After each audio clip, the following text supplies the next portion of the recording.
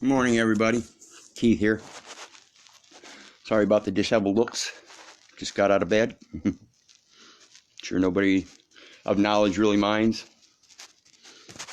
But I got something important to talk about again today. Of course, always something important. And hoping people will understand where I'm coming from. If you look in my posts here, you'll see a post,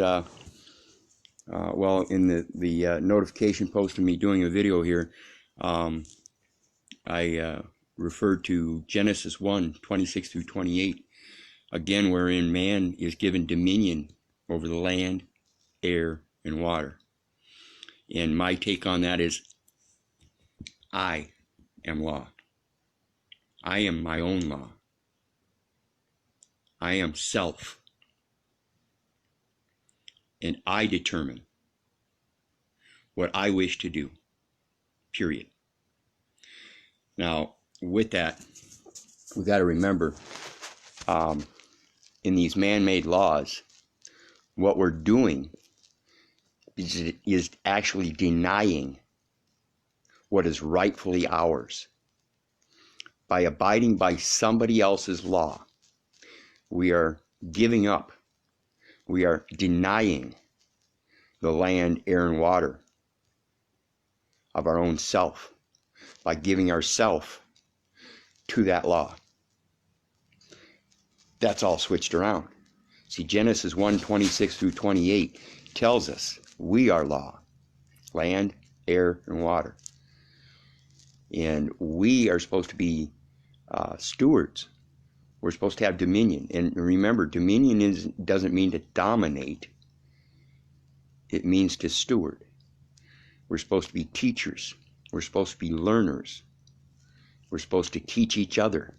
This is where the old adage comes from. It takes a village to raise a child.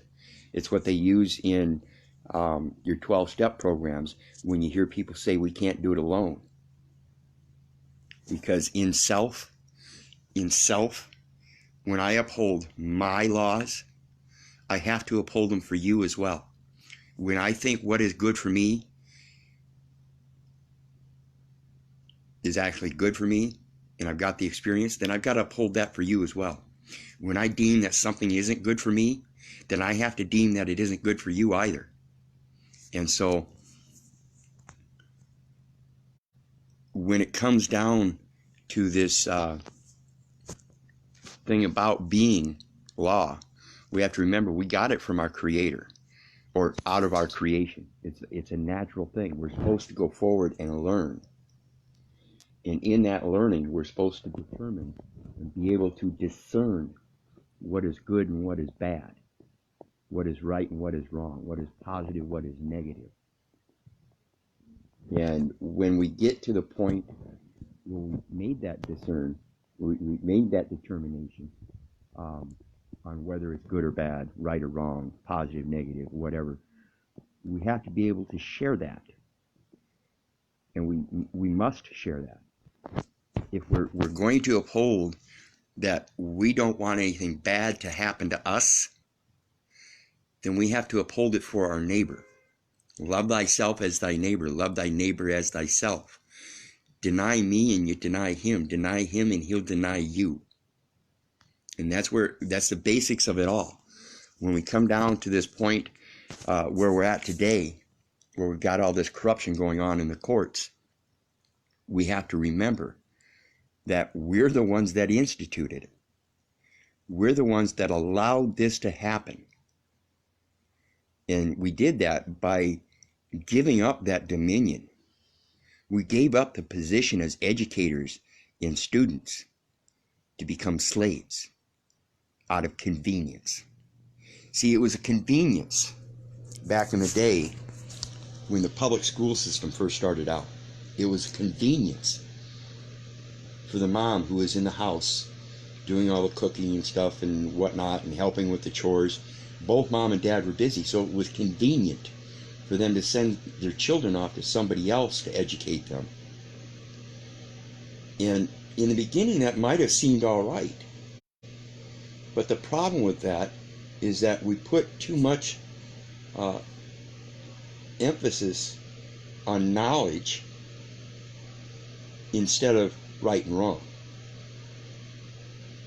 Because the position that we're in today, and I want people to understand, I've done a lot of research.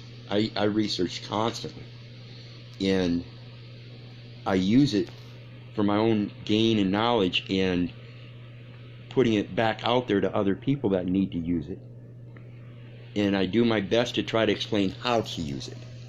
Even though I haven't used much of it myself, I know it's there, and that's all it is right now, is knowledge.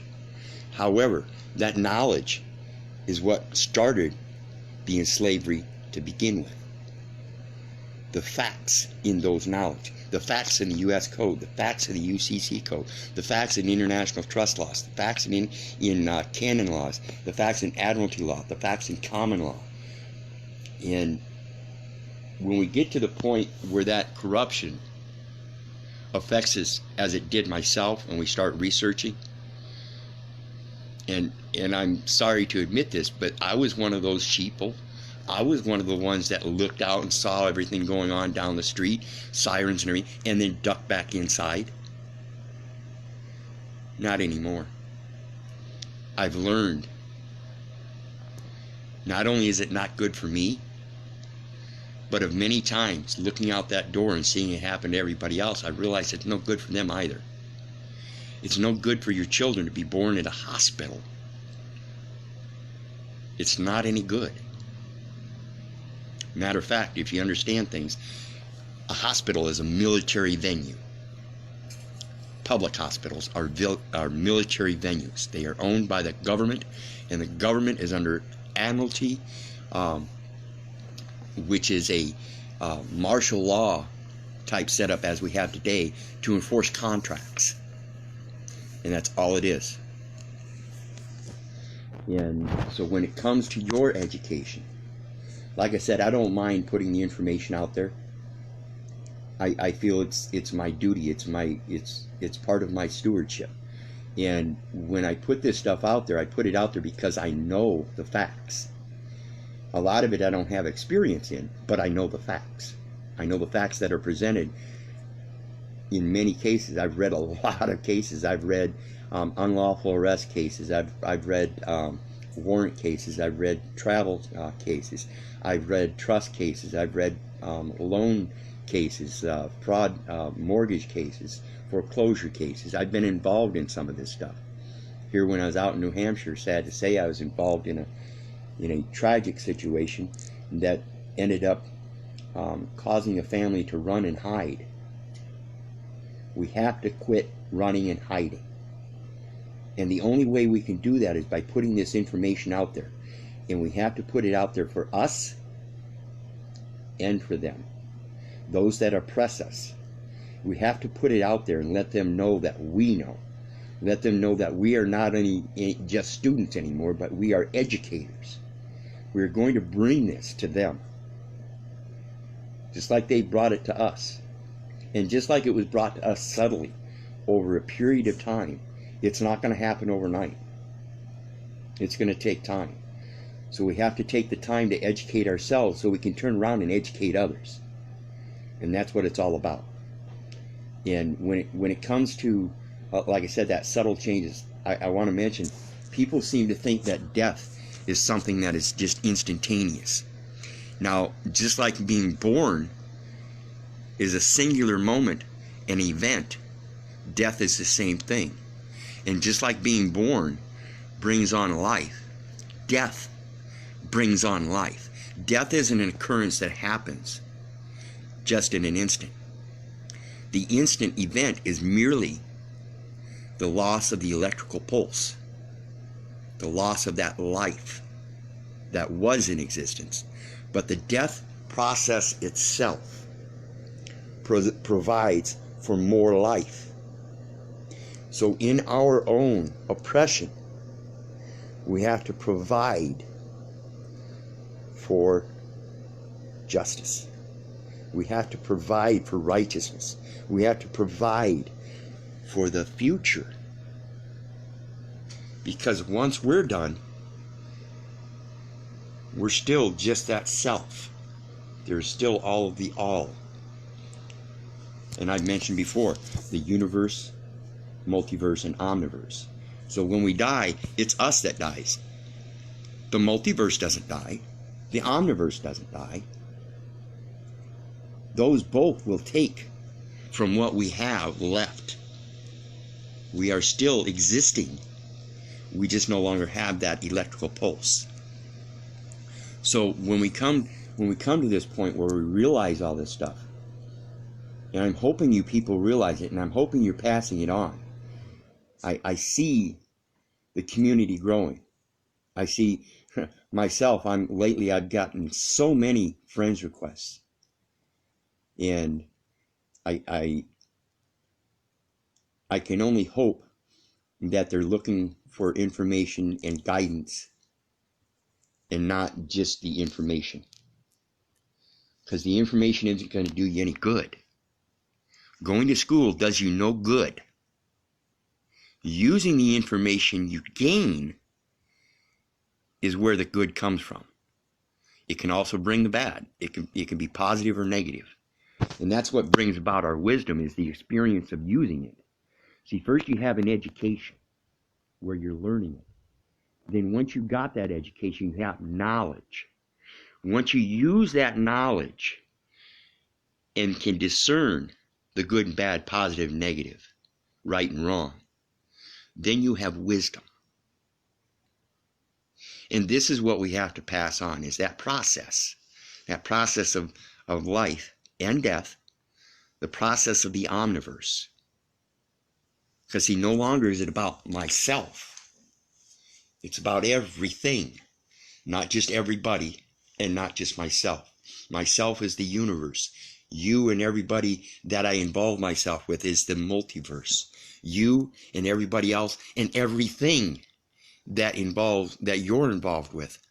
Everything is the omniverse. And we have to make sure that when we wake up and we're able to start discerning this stuff, we discern those differences. We discern the difference between right and wrong. We discern the difference between life and death. We discern the difference between self and all.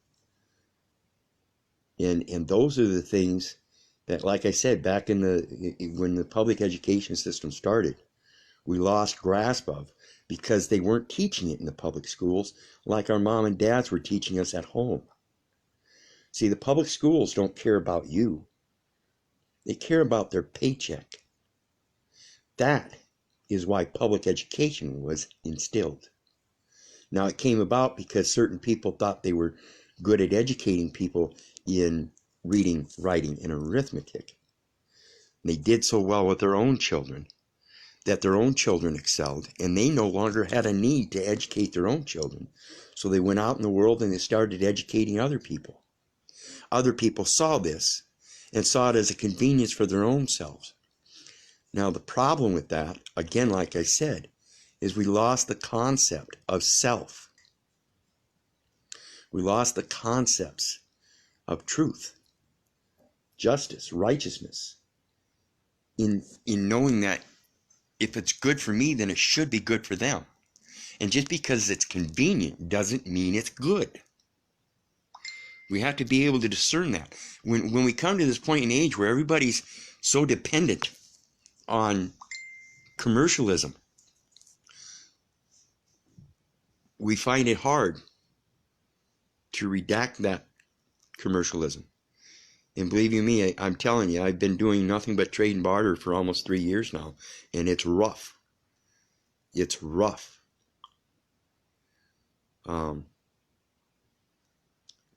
There are things that I go without that I would like, but I don't need. And there's nothing that I ever go without that I do need. I'm still here. So obviously I haven't gone without something that I needed. If it was something I needed, I wouldn't be here if I didn't get it. And yes, Tony, that's what they're concerned with. Edward Mandell House instilled that into the system in the early 19th century, or early early 20th century, when he talked to the president and explained it to him how they could take control of the people by making things convenient for them. He didn't use those exact words, but if you read the quote, and all you got to do, just Google Edward Mandell House. Edward Mandell, Mandell, House. And you'll see what we're talking about, that we're dealing with today. It's total corruption, indoctrination. And when we come to realize that everything we do today, I mean everything, is out of convenience. And if you have any problem with my opinion on that, revert back to my video I posted just before, just a couple more posts earlier than my video here. You'll see I did a video August 7th about quit crying about your damn rights. Because you don't have any rights. Under Genesis 1:26-28, you have a responsibility. You have a responsibility to self, to maintain that electrical pulse that exists within myself, that electrical pulse that exists within all of you, that electrical pulse that exists throughout all that exists. And we have to remember that when we don't take care of those responsibilities, then we've given that up and we're no longer stewards. So again, I understand the thing about convenience today because it's been instilled over many, many, many decades and centuries. It's not going to happen overnight. Most people can't go out and just quit commerce like I did. And granted, I'm going to get back into it. Believe you me, I'm going to be making waves in that admiralty jurisdiction of the sea. There'll be tidal waves, tsunamis. People will pay attention to the knowledge I now have and can now present because I now know how to use it and have that wisdom. And I can only hope that that's what you people are taking out of what I put out. Because that's what I see as my position, my duty as a steward. And again, not to myself, and not just to all of you, but to everything. All the creatures that he gave us dominion over. And when he says, thou shalt not kill, he didn't say thou shalt not kill another person, another man. He said, thou shalt not kill. We are not animals. We are a specific creation in his image. And he didn't create man to kill. He created animals to kill and live off of each other. And he created man to be stewards among that. And to be able to go forth and prosper and be abundant by using the materials given. And when an animal dies or is killed by another animal, we can use that flesh. But we're not directly supposed to go out and kill. So we have to remember all this stuff when we think about our duties and responsibilities. We don't have rights. We have what is right and wrong. But for me, the concept of right, of having rights, aren't rights, they're duties. When you think it's so convenient that you have a right to spout your mouth off and babble, then you really sound like an idiot. I know I did. I did for many years. I did for many years going into these courtrooms and cussing and swearing and fingering the judges and telling them they better not fucking touch me, using all kinds of language, calling them communists and everything. And from now on, I have to do things in love, not just for myself, but for them too. I have to understand that they came from the same source I came from. And so for it to be good for me, in speaking outwardly, like I'm doing today to you people. I have to do the same and have the whole and hold the same composure when I'm in these courts, when I'm writing documents. I have to hold that same composure and remember it's my duty.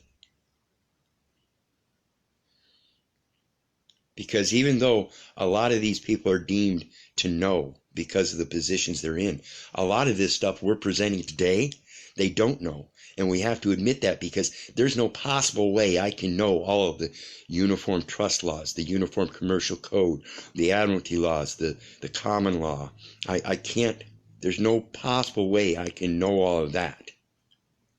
At least not at this time.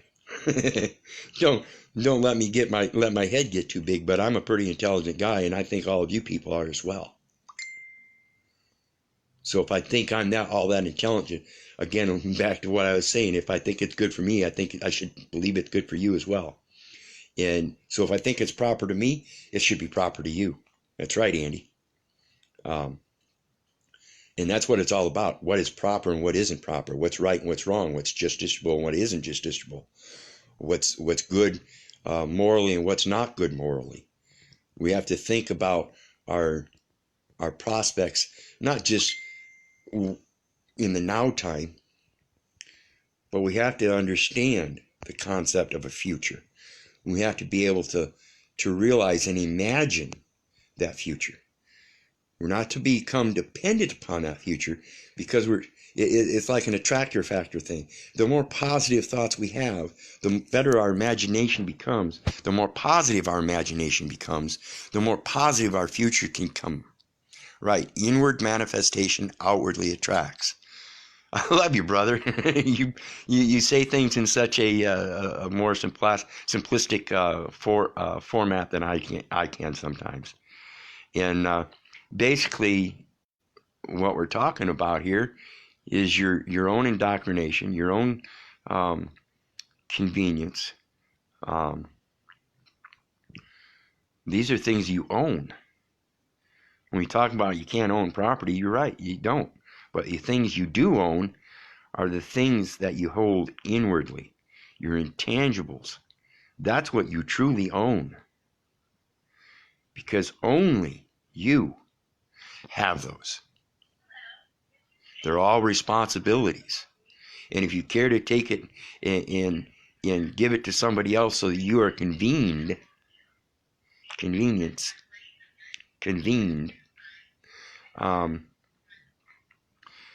then you're more than likely going to turn into what I turned into and what many people in this world turned into, where we look out the door when we hear those sirens and lights and wonder, and our first thought was, I wonder what he did wrong. Well, today we're realizing that it likely isn't what he did wrong. It's likely the dependence and the convenience of somebody else to be able to oppress others in order to fatten their paychecks in a commercial sense, rather than being prospering and abundant in a spiritual sense. See, the commercialism is the physicality of wealth.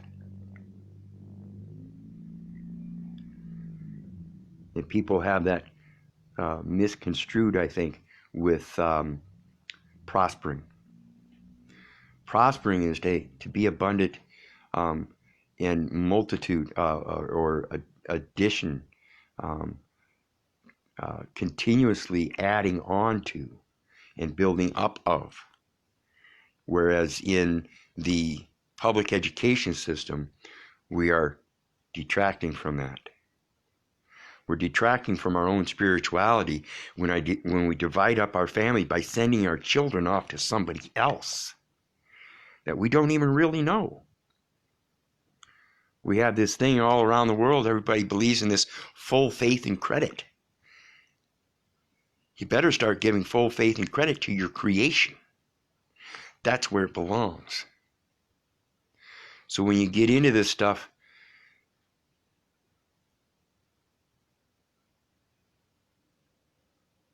I hope It's not for selfish reasons that go unheard, unspoken, unacted upon.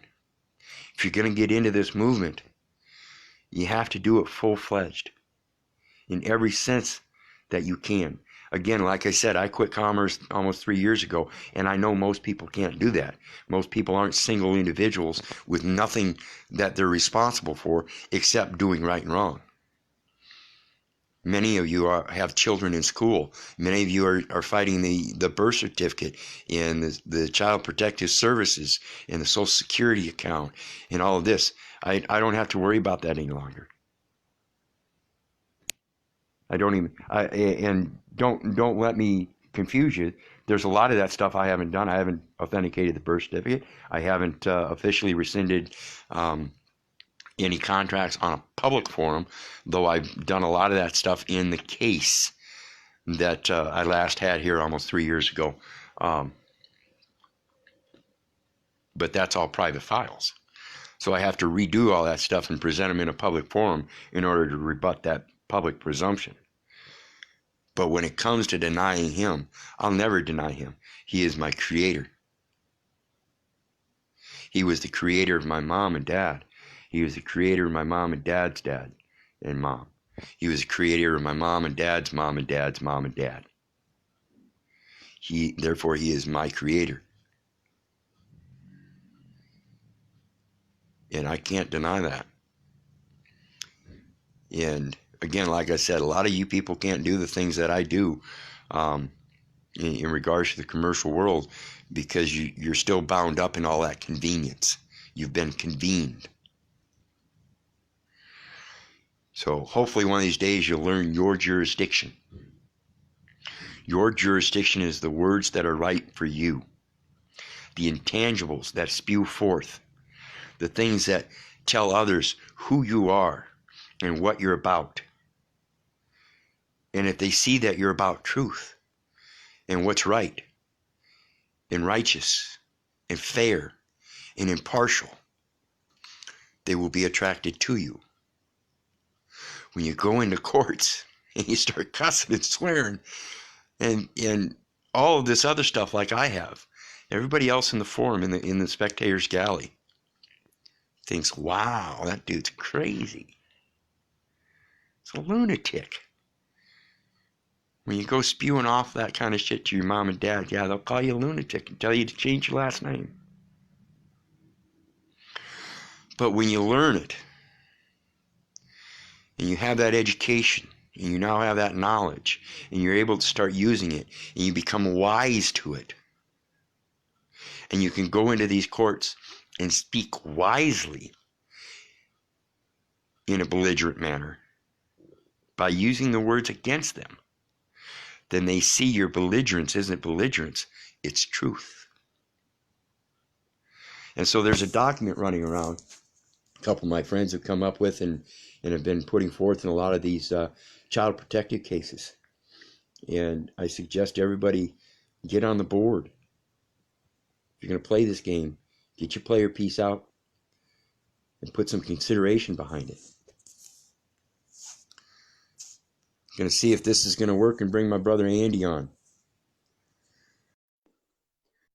Because the only thing of real value when it comes to consideration, again, in this commercial world, they call it substantive value, something that's backed by something of substance, gold, silver, commodities like flour, grain, beans, coffee, things like that. That's your commercial consideration. But when we talk about spiritual consideration, we're talking about what I mentioned, those intangibles, those things that we think about, the things that hold our heart in a certain place of morals. And when we spew those forth, we show that we've given consideration, and that consideration shows in what we spew forth. If we're going to go into courts and cussing and swearing and damning everybody and calling them all kinds of names, then we really haven't given much consideration. We're going upon our emotions. And so when we learn things and we educate ourselves and have that knowledge and can go forth with wisdom, that shows that we've given it much more consideration, and now it has much more value, has a much greater value, and they'll see that. How you doing, Brother Andy? Everybody say hi to Andy, my brother from our brother from across the pond. Yeah, yeah. Hi there, brother.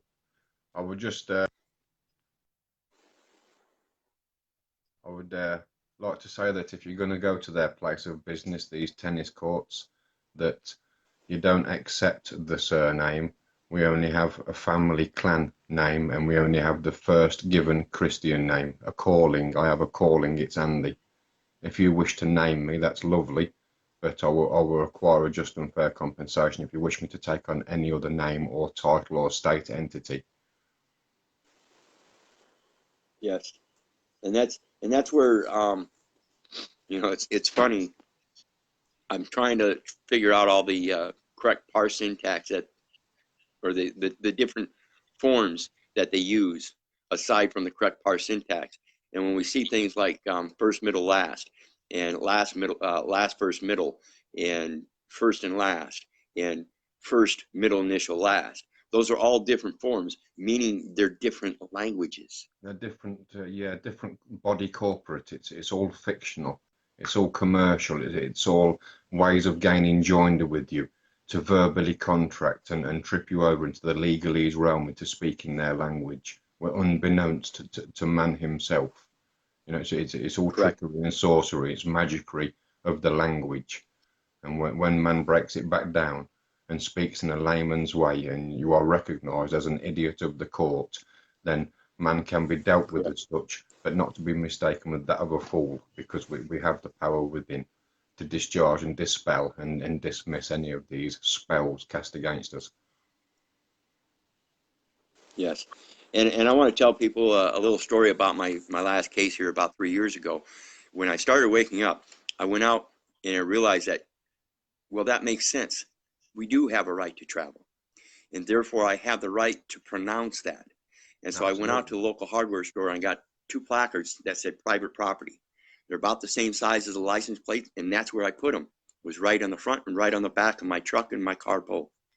And so I traveled around for quite a while, and I actually even got pulled over 4 times before my incident where I got taken to court over it.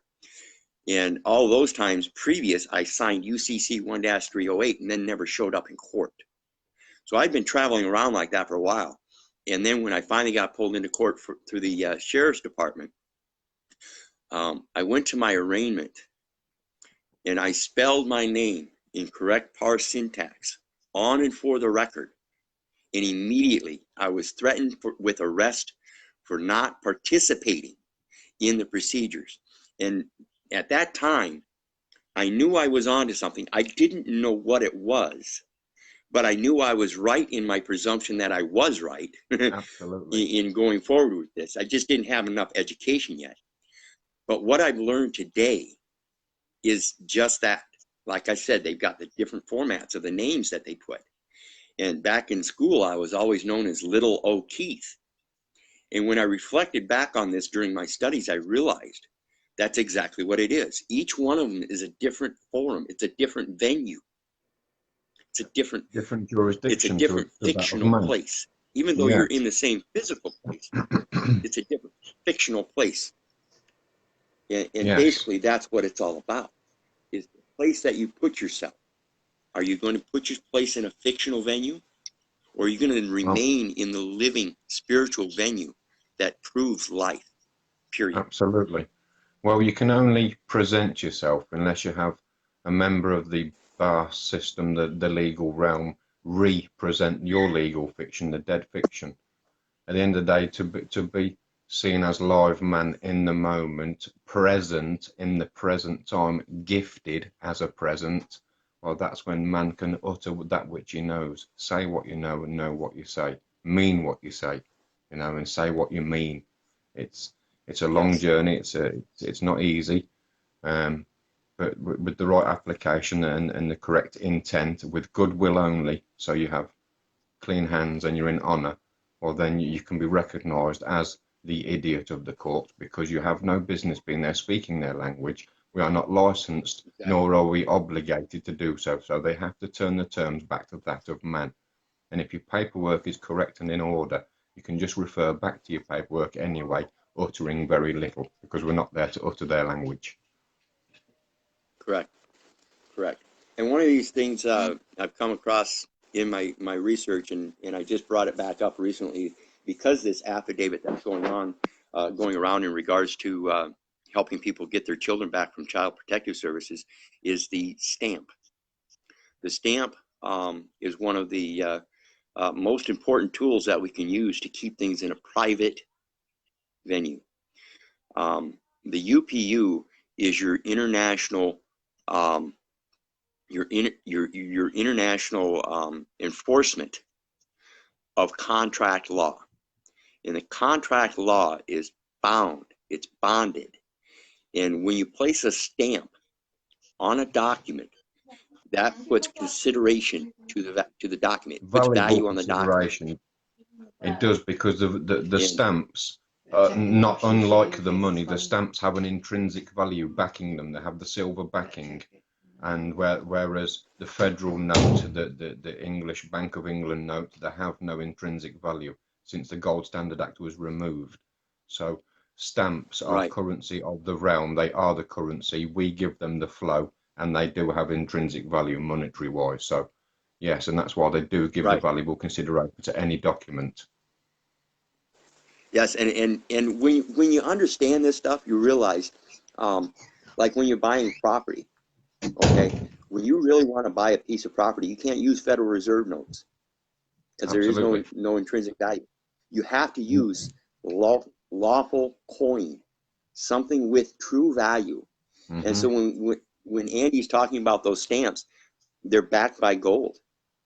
So you could technically, and prove it by their own laws, the laws that exist on the books, by using the words against them, you can technically pay for land, for property, for anything you want with postage stamps. Absolutely, you can. Absolutely, to have a possessory title in your hand, which would be your allodial title. Of course, you can use any instrument of trade, levy, and barter. You can discharge it to Right. your estate. You can do all these things. You can do it with the power of your pen. But ultimately, yes, you can exchange your sweat equity for stamps and exchange that in a trade, levy, and barter situation for property or assets or whatever you wish and require. Yes. If you look on And my posts, children are assets and property too, and you're just speaking of them now, and the mums and dads are trying to get them back from these custodial cares, and the realm in which to speak is that of property.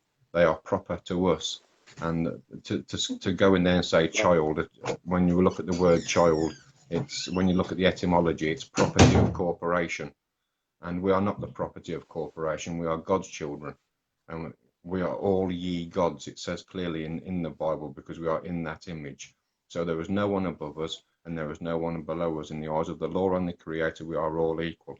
And if someone has stolen your property or your assets, then in the private realm, the way to get them back, the way to retrieve your property is seek an instant restitution. Man requires instant restitution of property forthwith. And it's as simple as that. They cannot mess with that instruction.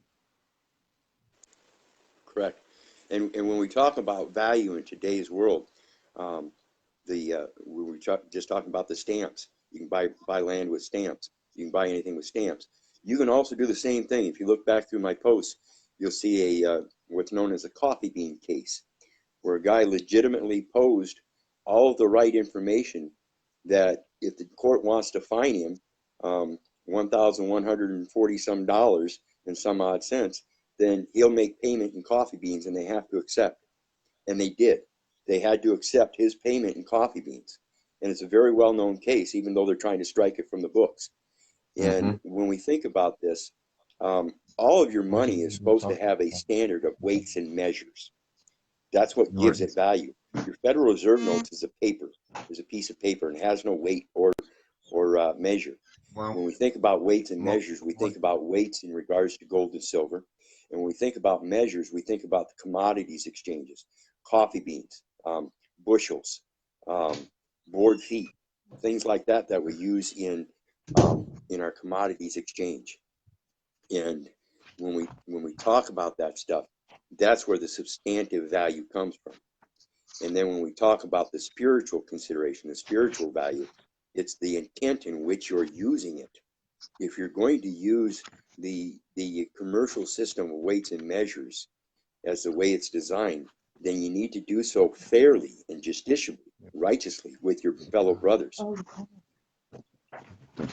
But when you're doing it with ill intent, like the courts are doing it, then it actually has no value. It has no value. Right. And that's why they depend on the Federal Reserve notes, because then they don't have to worry about that stuff. At least so they think. But like I said, the awakening is coming and we're bringing it to them. And slowly they will be educated. And there will be many that will hang, I'm sure.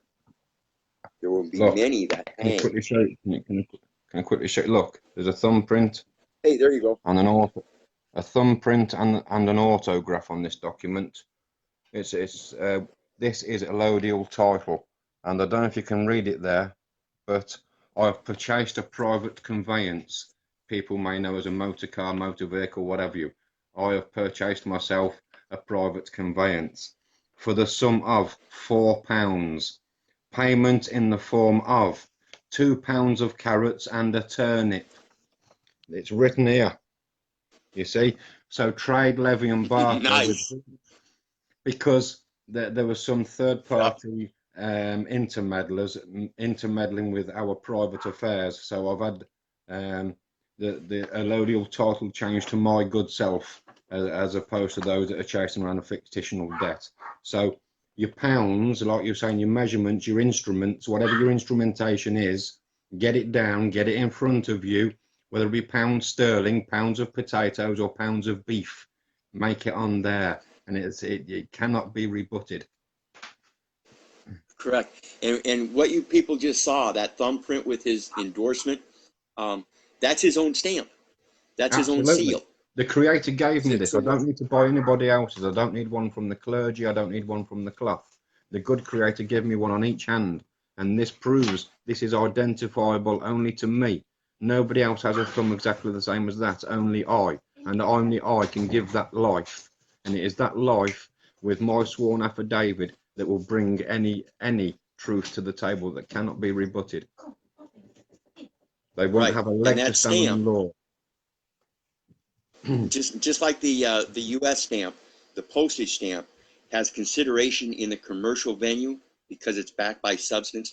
His stamp, like I do the same thing.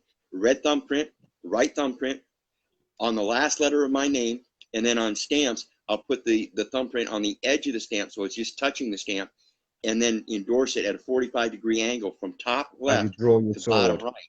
As you draw your sword, that's how you put your autograph there. That's how you give your due consideration. And that's your spiritual consideration. That's showing your spiritual intent. Correct. And that's your. We are willed to do goodwill. That's what it is. Correct. It's a deed of assignment. And you just touched on something there too. You said it's the drawing of the sword. And that's what they talk about at arm's length. Absolutely, because at arm's length, you don't want to get in reach of that sword. Yeah, Absolutely. You don't want to get in reach of that sword. I'm at arm's length. Absolutely, you are. So, you've read the verbiage and the verbatim inside in the correct jurisdiction. You use the correct language in the correct context with the narrative. It cannot be rebutted. It's as simple as that. Only these corporations can only bring another corporation to court. They can't deal with a man. They don't have the jurisdiction. They only have the jurisprudence, which is a theory of law, and that's the assumptions and presumptions of the common law realm. And man is speaking to try and go to the common law. He won't get you a remedy.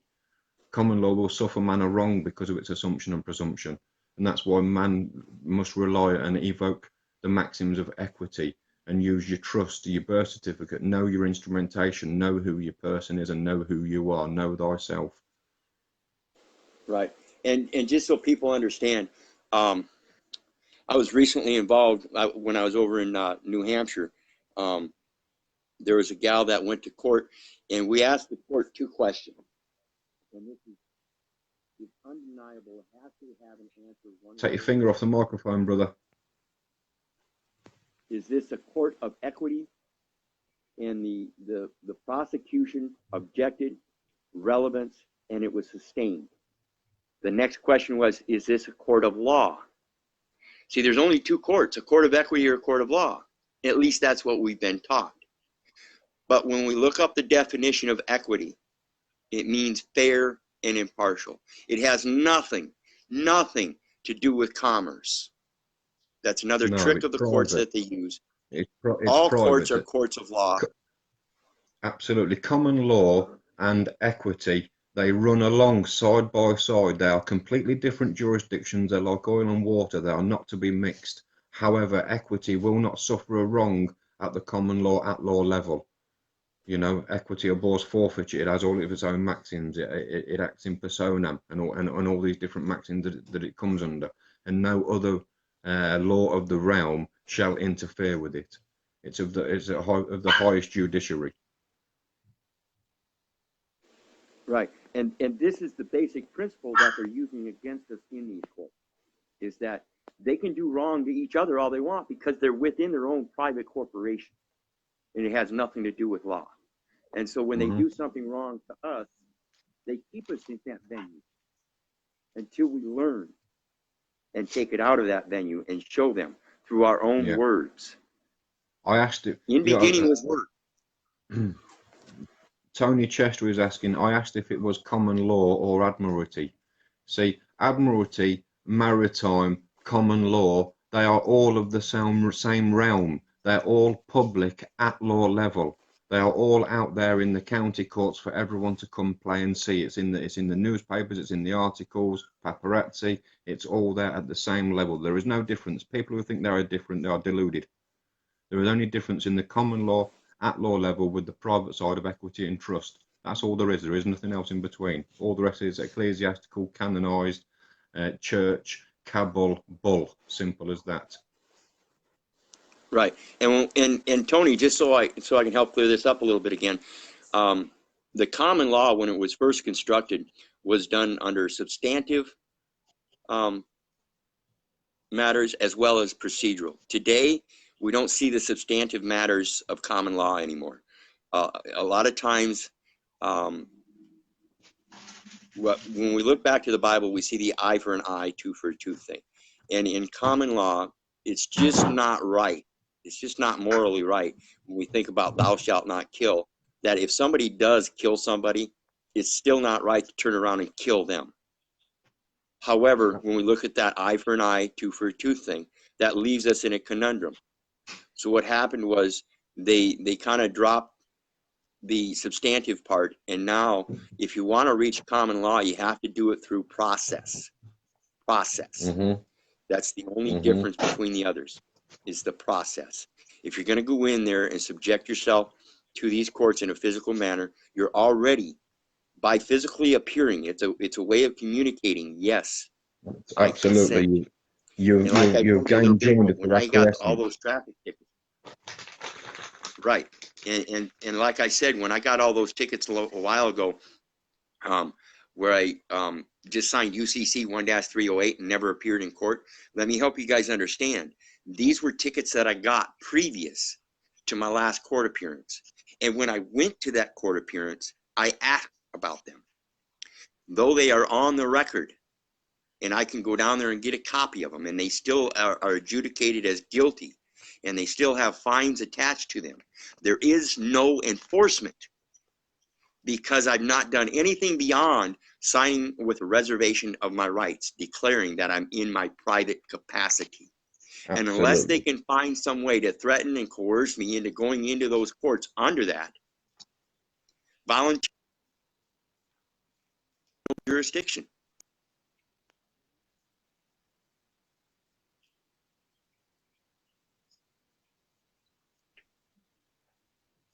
And they'll admit it. They'll admit it. There can't be. Walk right in and out of those courtrooms today. That's the maximum of equity. It abhors forfeiture. It will not suffer a fine to the man because only persons are in the commercial realm. You see? It's all Yep. about your paperwork, having your paperwork crisp and clear before. I don't advocate attending these court special appearances, but however, if you do, please allow your paperwork to speak for itself. Allow the 2D to be brought alive by the 3D. Refer to it only. Okay. Mark Aspie asks, is the UK same code? Okay, and I'm going to tell you the same thing my brother Andy tells you. Yes. Yeah, They're absolutely. all basically the exact same thing. They're You just are under. using different wording or different Yeah, numbers. They're you have a different common law titles. jurisdiction over there in America. There's a common law jurisdiction which is overrun by the force of law, which acts in your statutes and your codes and all those procedures. And you have your trust and equity for man, but ultimately they're going to try and push you into the commercial realm every time because it's a fraudulent debt-based system that they are, imposing on a person. And to impose is to trespass.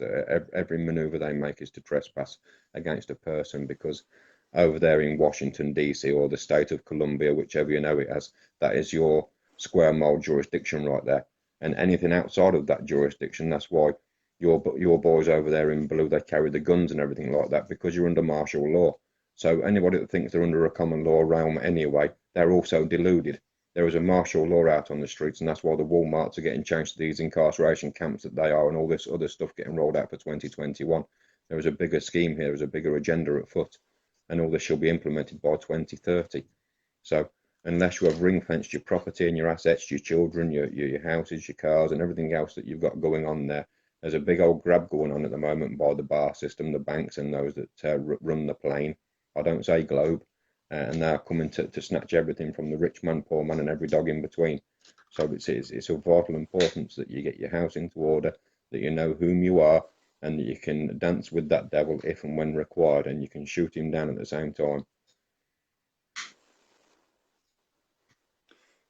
Tony, where can we see examples of types of documents to place on the case?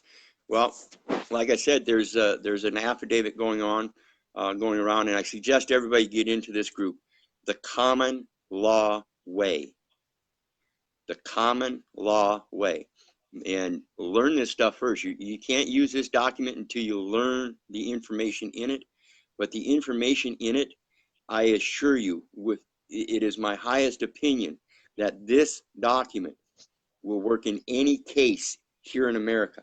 I don't know about over where Andy's at or over where Mark's at, but here in America, the wording on this document, according to the codes that it's referring to in the cases, will work in almost any case because what it's doing is pointing out the fraud, the commercial fraud that initiates the entire process. Yeah. And nothing that is born of fraud is valid, even in their commercial system. It's all de facto. And this so I've points got a that question out. there, brother. I've got a question there from Mark Axby saying, what do you sign a traffic act as, Andy? Well, for start off, I don't sign anything unless it's a valuable consideration for me. I would only ever give an autograph. And a traffic act or a traffic code is for persons, it's for drivers, it's for shepherds. And that's what, it's of the commercial realm. So unless I'm out there in the commercial realm earning the fiscal pound, I don't have to adhere to any traffic act or code or policy or protocol or procedure because I'm going about my travelling business on the King's Highway from A to B unhindered, as is my inalienable way to do so. It's my will, and I have goodwill. And if anyone suffers a wrong, then I have a national insurance and which I can fall back upon, for which my person is bonded to clear any other man of any wrong that may be caused. Right. Hey, real quick here. Mary is Tom. Affidavit doesn't work, mother. Common law, it was abolished. Bullshit. Bullshit. Bullshit. Quit putting that stupid shit out there. Affidavit is the only way it works. An affidavit is a statement of truth. Get this, people. Quit putting bullshit out there. If you don't know what you're talking about, keep quiet. Sorry about that, people. That's all good, Keith. It's the godly way. Affidavit doesn't work is an absolute load of garbage. It's rubbish. Of course an affidavit works. My affidavit of truth is my affidavit of truth. Okay? Whether it's factual or not is different. If I tell you a pig flew over my house last night and I confirm that on paper, that's my truth. You can't rebut that. Whether that's factual or not, we have to get down to the basis of it, you know? And that's what law is all about here. It's one man's word against the other with the facts. We have what's right and wrong, fact and fiction. Nothing else. There's nothing else here to be adjudicated. That's why the judge is there on the bench. Right, wrong, fact, fiction. Nothing else. And an affidavit is the only factual way of getting it across there. And you can prove with the evidence with it. There you go. So stop talking rubbish. You're only winding yourself up. You're lying to yourself and those around you. Amanda Marie says they won't allow just anyone in common law away group and kick people out of it. I don't know if they kicked anybody out. I'm sure that if they have, it's only because they're not using the information properly. Like I said, you can't get this document and just throw it at the court. It's not going to work that way. When you walk into court with this document and they ask you questions about it, you start sounding like you're babbling. Of course it's not going to work. The only way it's going to work is if you know the information.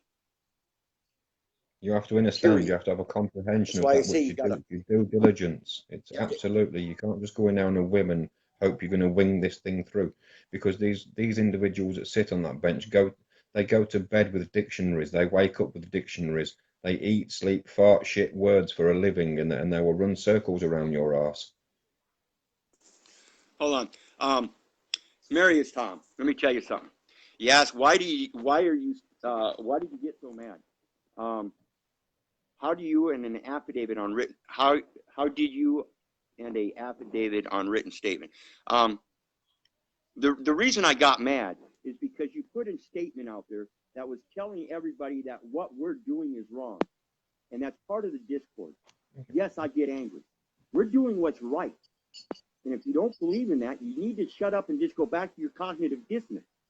Otherwise, listen to this entire video from start to finish, because like I said earlier, it is our responsibility to learn so that we know, and then use that knowledge so that we have the wisdom of using it so we can pass it on to somebody else. So when you come on here and say that affidavits don't work, that means your affidavit didn't work. Doesn't mean nobody else's affidavit doesn't work. It means your affidavit didn't work. Educate yourself first before you go making stupid comments, distracting people from reality. We have proof on and for the record in their own books that an affidavit is the way to do it, period. Yes. And you're sitting here trying to rebut it in this public forum while we're trying to educate people. Yes, I get mad. Evidence, Keith. I have got factual evidence and documents in my dwelling that affidavit of truth is the only way forward, because it shall not be rebutted. It's my truth, and that's that. If you can back it up with the evidence, who can rebut it?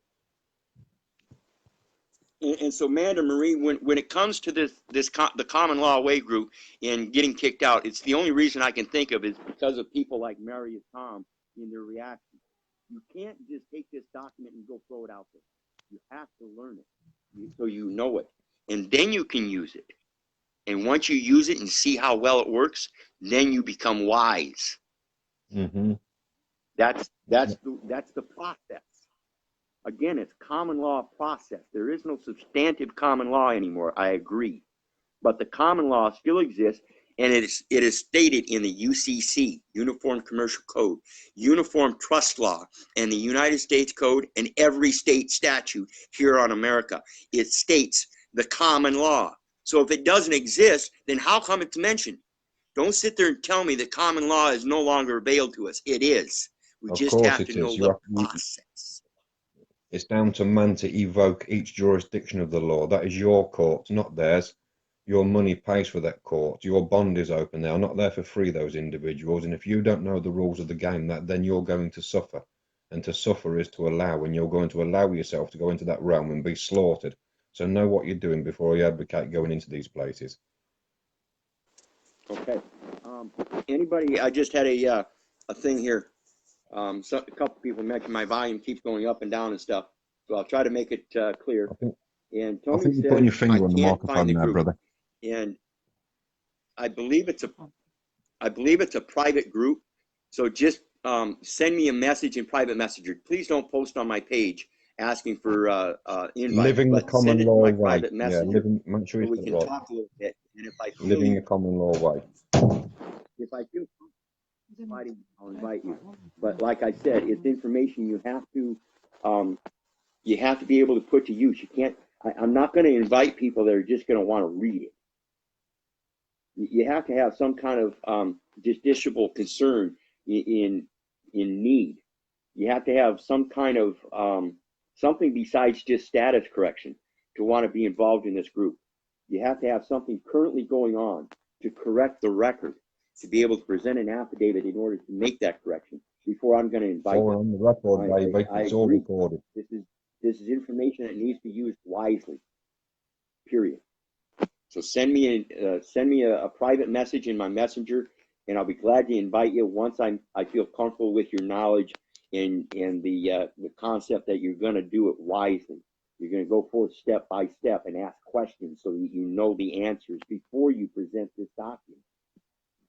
The only way any affidavit works is if you present information that you know and that information is truthful.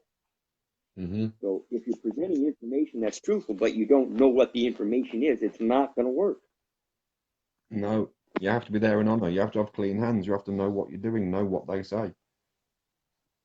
Right. In beginning was word. If you don't know what that word means, then how can it spew from your mouth? You have to be able to repeat what's on the document. Etymology is the key. Yep. And so when it comes to this group here, real quick, Tony says she can't find it. I believe it's a private group. So again, just send me a message and we'll talk. Yes, private administrative process is what corporations use to this day. Right. It's private administrative process. Now think about this, people. Think about this very clearly. I tell people all the time, everything you think about is totally backwards. And when we think about these private administrative courts using a private administrative process, what's our private administrative process? What's the process, private administrative process for a private man? Common law. The first thing in any common law case is an affidavit. Period. Absolutely. You cannot. When the police pull you over and they give you this ticket called a complaint, and they present it to the prosecution, that's all they present. They don't ever present an affidavit, which is the cause. They present the complaint, which is the nature, but they don't present an affidavit, which is the cause. So when you go to court and the judge asks, do you understand the nature and cause of the charges? Well, you may understand the nature because you were given a copy of the nature, the ticket, but you don't understand the cause because there is no cause. Nobody's made an affidavit. That's the administrative process they use. They don't require an affidavit. They use everything as presumption. Absolutely. When you use an affidavit, that's the common law process of rebutting presumption. You're clearing up the presumption. Absolutely. You're making known proofs. The one side has facts, and you have facts that show truth. They're all facts. It's a fact. You have to have a driver's license in order to drive. That is a fact. That is truth. But when you present your fact that you have the right to travel, and you do not have to present any kind of identification showing that you're in some kind of commercial capacity, then that's your affidavit. And you present that as your truth. And of course, you can't just say, well, I don't have to. You have to substantiate that with the facts that they show in their own books, and that have been found in case laws throughout history. I listed a list of the case laws that I went through and read on my travel case, and I think there was like 40 some cases, and I listed them all on my page. If you're ever interested in right to travel cases, look through my page. You'll find it sooner or later. There's a list of like 40 some cases, travel cases alone, and that's what it takes. You have to know the information so that when you make your affidavit, you know both their facts and your own facts, period. And like I said, it's not going to happen overnight. You have to educate yourself, and it's going to take time. So when you put in your first affidavit and you realize, oh, wait a minute, something didn't work, you can't just say the affidavit didn't work. The commercial realm and investment, it's all investment. And the best investment man can make is in himself. The best investment I've ever made is in myself by sitting down and learning this stuff and going through it with a fine-tooth comb, taking your time, doing it with diligence, doing it with care, compassion, and love, with the correct will, and you will get there. Yes, everybody will if you just put your heart to it. I mean, I don't have any children left in my life, but I always think, again, back to the Genesis 1, 26 and 28, I'm here. And when I think about You got your finger on the mark, brother. I think about your children as my children. I think about your parents as my parents. I think about your cousins as my cousins. I think about all of that as mine. And so we should. Multiverse. I'm part of that omniverse. Love thy neighbor as you And love so, thyself. yeah, and that's the only way we're going to be able to beat this corruption. And again, like I said, it's not going to happen overnight. The public education indoctrination didn't happen in one day. It happened over centuries. And that's the same thing we're looking at today. It's not going to be, it's not going to happen overnight, you know. It's divide and rule through man, woman, it's gender, sexuality, race, religion, creed, colour, all these divide implementations that they have implemented on the man. That we all need to realise that we are all of one. Your brothers are mine, your sisters are mine, mine are yours. Right. You are I and I am you. We are in each other's reflection. We are created in the reflection of, so that must mean we and you are in the right reflection. So it isn't proper to me, it isn't proper to you. And this is the lifestyle that one must lead to carry out that which is forthright and righteousness. Yeah. Well, hey, listen, brother. It's been a good talk, but it's lunchtime over here. I'm getting hungry. I got to go grab a bite to eat. And if it weren't for you guys, I wouldn't be doing this. God bless y'all. I love you. Take this information, Thank you, learn it, know it, use it, and be wise. Peace and love, mate. Peace and love. 10-10, Mad Dog. Have a good day, catch up brothers. soon. Thank you. Sisters. Bonjour. Yep, yep.